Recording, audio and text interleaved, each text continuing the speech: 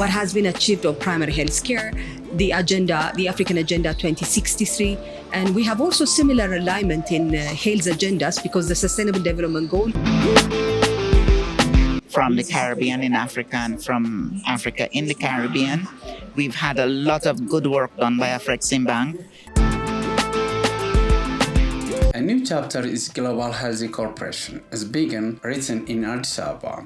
The second joint conference of African Caribbean health ministers has officially begun, bringing together two regions united by sharing history and bound by a common vision for the future. Organized by the Ethiopian Minister of Health in partnership with the African Unit, the gathering radiated a spirit of unity, ambition, and hope, including the construction of 17,000 community health posts, ensuring healthcare reaches even the most remote areas, more than 450 primary hospitals, and 4,000 health centers, expanding access to essential services.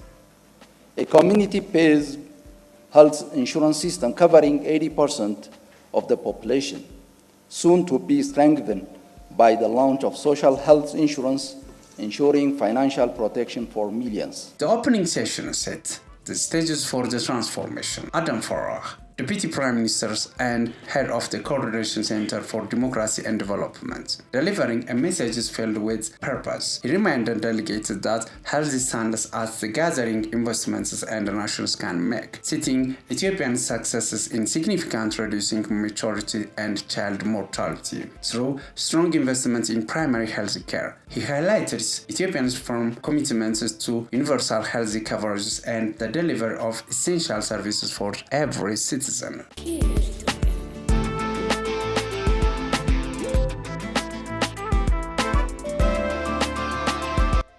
moment of the gathering was further elevated by Dr. Magdas Daba, Minister of Health, whose words formed the conference as a historical milestone. She declares the theme, One Voice, a sharing vision, together moving forward, capturing the essential of the Africans and the Caribbean's collective journey. My name is Dr. Magdas Daba. I'm the Minister of Health of the Federal Democratic Republic of Ethiopia. Thank you very much. This is the second African Caribbean Health Ministers meeting. This is building on the foundation of what was decided previously on the African Caribbean meeting, which is bringing health ministers together. The first meeting that happened was after COVID, and we remember what challenge has already brought to both continents, and the challenge from COVID has already taught us that our challenges are similar, but our solutions can also be can come together. And the theme of this year is coming together and stronger voice that can come out together when the two continents are united. So we have all ministers of health representatives from the two continents, ministers, ambassadors, and other dignitaries, just ahead of the AU Caribbean Heads of State meeting. And the meeting today is going to be about looking at how the SDG targets that we have set are, where are they at the two continents, and we're also looking at how we can strengthen in accelerating the goal of achieving the Sustainable Development Goals. And we would be exploring what has been achieved on primary health care, the African Agenda 2063, and we have also similar alignment in health agendas because the Sustainable Development Goal that was set also showed that we have achieved similar goals. SDG 3, the third development goal agenda, is one of the agendas that moved a bit of a strong one compared to the other the targets, both in the two continents. But there are also a lot of goals that we have to accelerate, and then a lot of achievements that we have to accelerate. So we'll be talking about primary healthcare strengthening. We'll be talking about health workforce strengthening, a South-to-South collaboration. We'll be learning around innovative health financing mechanism that the two continents can share. But we have also a lot of things that we share because in addition to non-communicable diseases, We also have communicable diseases. It's not going to be about pandemic preparedness, response and surveillance, from supply chain to local manufacturing. These are the agendas that we will be going through in the day we have today. So today we will have two panels. The first opening was graced by His Excellency Ato Dempara. We have also the Secretary General of the CARICOM, and also the AU Health Commissioner, the Health and Human Service Commissioner is with us, representative of the African CDC, all representatives from the UN agencies and other non-governmental organizations are with us. So we're expecting that this will be setting a stage on what would be the decision that our heads of states will be having and the meeting they will have tomorrow. The benchmarks will be evaluating what have we done over the years. And it's not going to be about, statements after a meeting. We will use it as a benchmark to evaluate in accelerating our agendas, because a lot has been achieved over the years, but we don't want to regress back in what has been achieved over the years. But this is going to be 5 years ahead of the SDG closure. And because also we have a lot that we've took post-COVID, there are a lot of lessons that we can share from each other, and then we will set the landmarks that would connect us again when the two continents come together. For her, these conferences represented the transformation of centuries of the sharing struggles into an era of sharing progress, resilience, and healthy sovereignty. Beyond the speech, the atmosphere in Addis Ababa reflects confidence and determination. The city, often called the diplomatic capital of Africa, now serves as the bridges between Africa and the Caribbean, offering a platform for joint strategies, collaboration, solutions, and visionary leadership.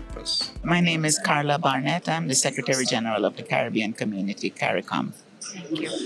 Would you explain to me what the significance of such a meeting is in between African countries and Caribbean community? What is the significance of hosting such meetings? Well, it is important for us to meet. We have been holding discussions much more frequently for the last 5 years or so because we have a common history. We have common cultural practices sometimes.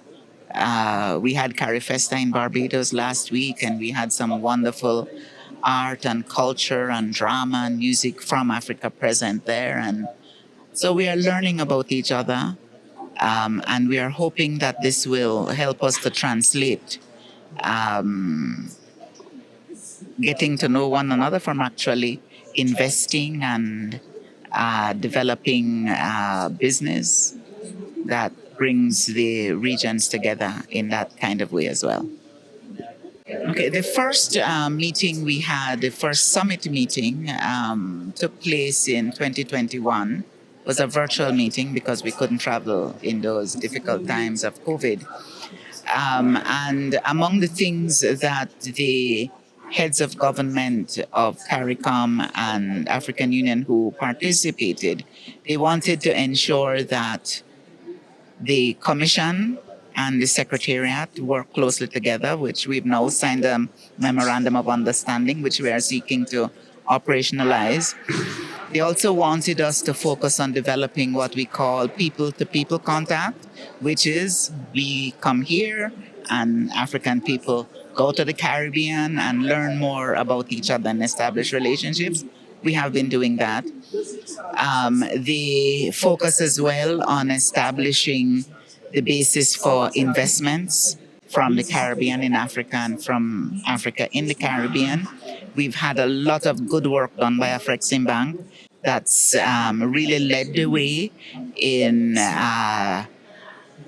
developing trade and investment forums in Caribbean countries for the last 4 years, which have gone very well. And there's a new agreement, a new organization between the private sector in the Caribbean, the private sector organizations in the Caribbean, and the private sector organizations here.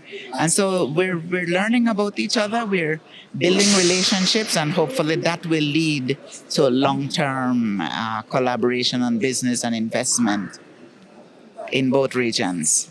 Well, in the meeting today, the focus is what the health ministers are talking about.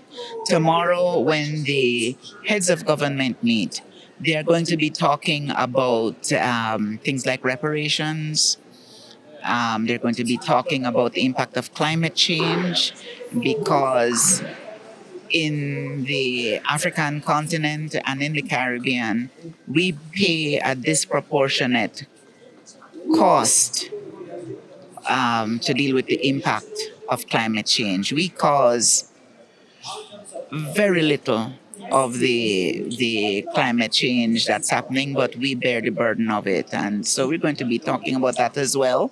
And we're going to be talking about how far we've come in building our relationships since the last time and what else we need to do. So there's good ground to cover tomorrow.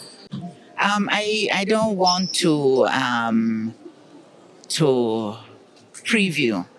I prefer the heads to make their statements tomorrow and the declaration will be issued. But it will be centered on those things that we have been talking about at the level of officials, in the area of reparations and climate change and all of those things that are important to both regions right now. It is a powerful symbol of solidarity across continents. It is the story of two regions rising together, embracing their sharing heritage and shaping a healthier and more equitable future. From Addis Ababa, the message resonates loudly. Africa and the Caribbean, united in vision and voices, are moving forward together. This is Daniel Druna from Abyssinia Business Network.